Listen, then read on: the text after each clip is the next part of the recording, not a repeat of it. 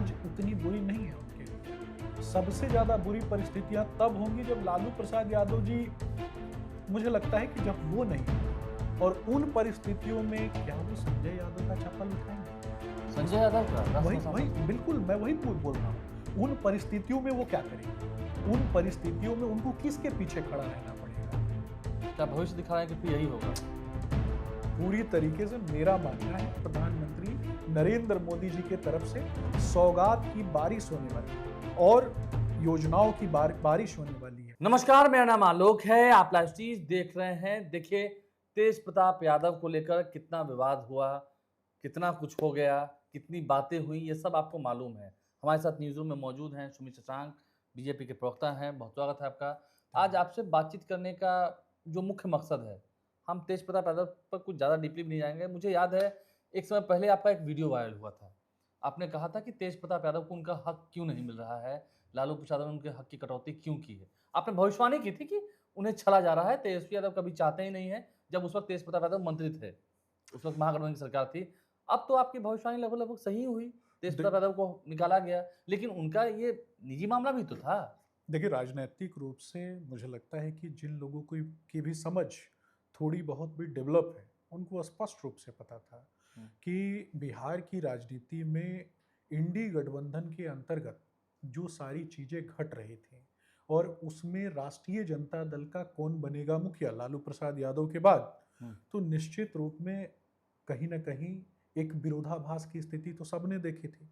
मैंने पहले भी कहा था कि लालू प्रसाद यादव के भाई को कोई नहीं जानता, आने वाले समय में तेजस्वी यादव के भाई को भी कोई नहीं जानेगा। कोई नहीं जानेगा। इसके लिए अगर कोई स्वयं दोषी है तो इसके लिए स्वयं तेज प्रताप जी दोषी है। कैसे? कहीं ना कहीं मुझे लगता है कि जिस तरीके से लालू प्रसाद यादव जी ने अपराधियों को एकत्रित करके और गली गली में गुंडा गैंग स्थापित करके और अपराधियों को, बाहुबलियों को, लुटेरों को, जिन लोगों ने जिले जिले में अपराध के नए मिसाल कायम किए, वैसे ही लोगों को तो टिकट देने का काम किया, वैसे ही लोगों को एकत्रित करके चुनाव लड़ाने का काम किया।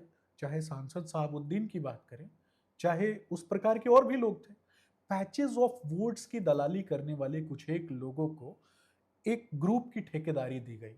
एमवाई समीकरण की बात करते हैं और सबसे ज्यादा अगर किसी को छलने का काम किया इन लोगों ने तो एमवाई समीकरण को ही छला।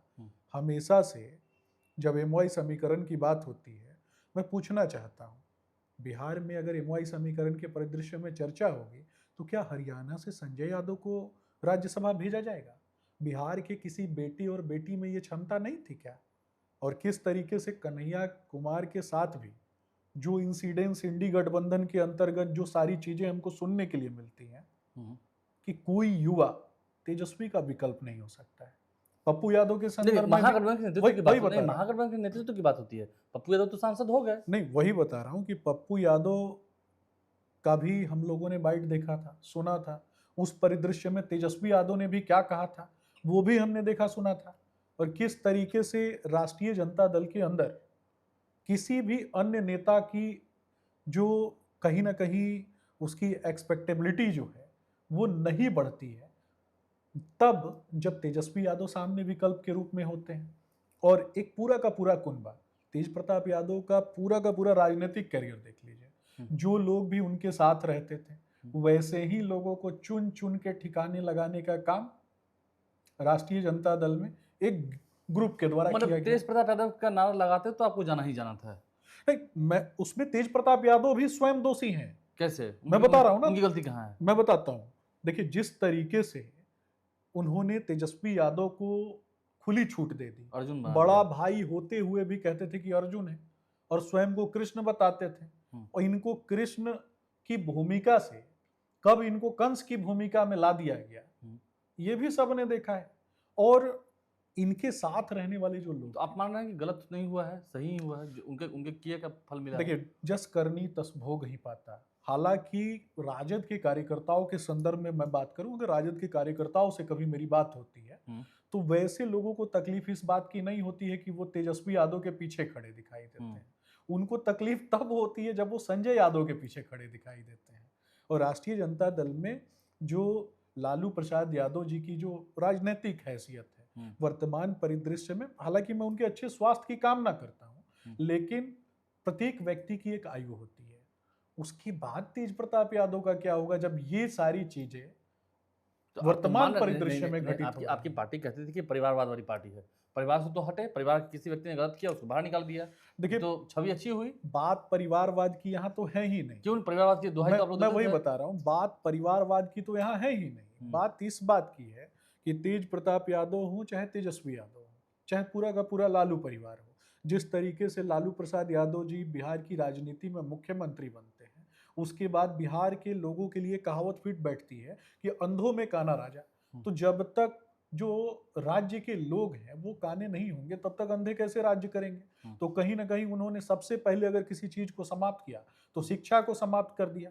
शिक्षा समाप्त हुई, लोगों का पलायन हुआ, बिहार में नरसंहार की घटनाएं होती थी, अपराधी और बाहुबलियों के बीच में नेगोशिएशन कराने के लिए यही लालू जी जाने जाते थे। और जब इस प्रकार की प्रकृति सामने निकल के आती है तो सबसे ज्यादा दलितों के ऊपर एफआईआर लालू जी के काल में हुआ, सबसे ज्यादा ओबीसी वर्ग का पलायन किसके समय में हुआ तो लालू जी के काल में हुआ, सबसे ज्यादा सवर्णों का नरसंहार लालू जी के काल में हुआ।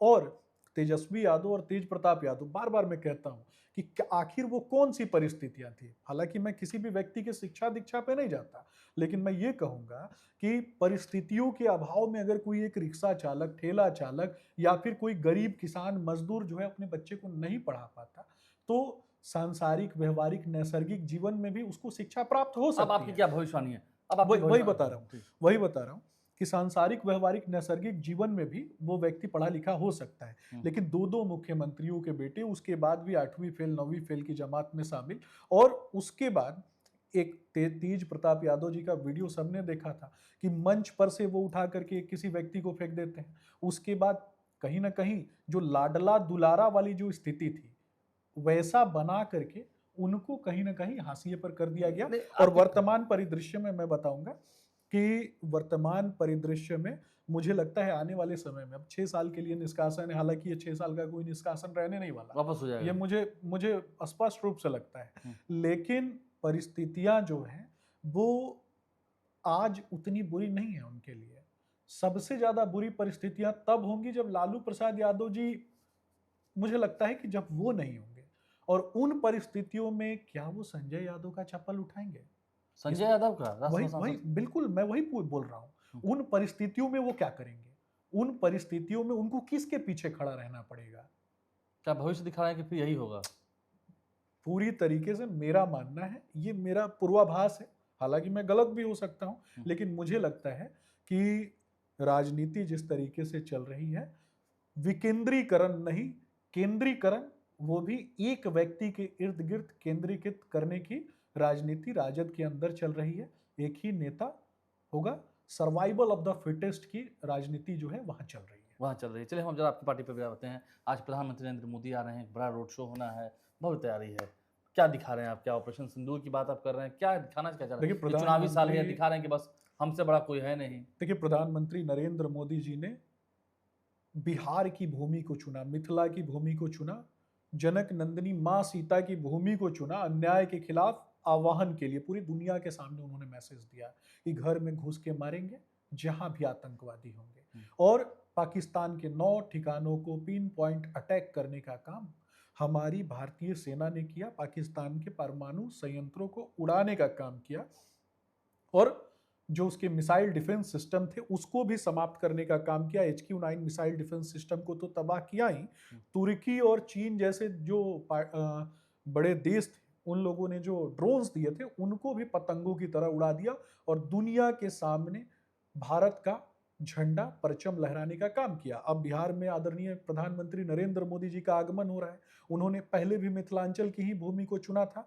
मखाना किसानों को संवर्धित करने के लिए। मखाना किसानों को, खास करके जो दलित माताएं बहनें हैं जो मखाना किसान क्षेत्र से जुड़ी हैं, उनको लाभान्वित करने के लिए 50,000 हेक्टेयर भूमि को, उसके पहले उन्होंने 50,000 करोड़ की बड़ी सौगात बिहार को खास करके मिथिलांचल के क्षेत्र के लिए दी थी। और फूड प्रोसेसिंग यूनिट्स बैठाने के लिए लगातार हम काम कर रहे हैं। और प्राथमिक, द्वितीयक, तृतीयक तीनों सेक्टर्स को समृद्ध करने के लिए, स्किल डेवलपमेंट करने के लिए आप देखेंगे कि लगातार कार्य हो रहा है। अब शाहाबाद की धरती को विकसित बिहार में जोड़ने का प्रयास हमारी वर्तमान की एनडीए की सरकार करने वाली है। प्रधानमंत्री नरेंद्र मोदी जी के तरफ से सौगात की बारिश होने वाली है और योजनाओं की बारिश होने वाली है।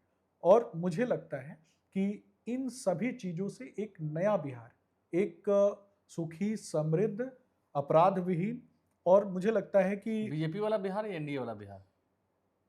मुझे लगता है कि एनडीए वाला बिहार और आदरणीय मुख्यमंत्री नीतीश कुमार जी के नेतृत्व में बनता बढ़ता महिलाएं, नारी सशक्तिकरण को कहीं ना कहीं संकेंद्रित करते हुए बढ़ने वाला बिहार, जो मुझे लगता है कि दूरगामी परिणाम के तहत मैं बताऊंगा कि भारत के पटल पे बिहार का जो मानचित्र है वो स्वर्णिम अक्षरों में बिहार लिखा जाने वाला बहुत है। शुक्रिया आपका, हमारे साथ आप जुड़े रहे, धन्यवाद। आपने तमाम बातें कही। देखिए, आपकी पिछली भविष्यवाणी सही हुई थी। आप कोई भविष्यवक्ता नहीं है, ठीक है, आप पूजा पाठ में काफ़ी यकीन करते हैं और बीजेपी के प्रवक्ता भी हैं। तो आपने बताया है कि तेज प्रताप यादव की गलती कहाँ थी, कहाँ वो चूक गए और आगे भविष्य होना क्या है। जहाँ तक बात नरेंद्र मोदी की है, आज पटना में होंगे, नीतीश कुमार भी उनके साथ होंगे, देखना होगा क्या तस्वीर निकल के आती हैं। विक्रमगंज की सभा में वो क्या कहेंगे, ये भी सुनना काफ़ी दिलचस्प होगा। हमारे चैनल को सब्सक्राइब कर लें, साथ साथ फेसबुक पेज भी लाइक करें। धन्यवाद।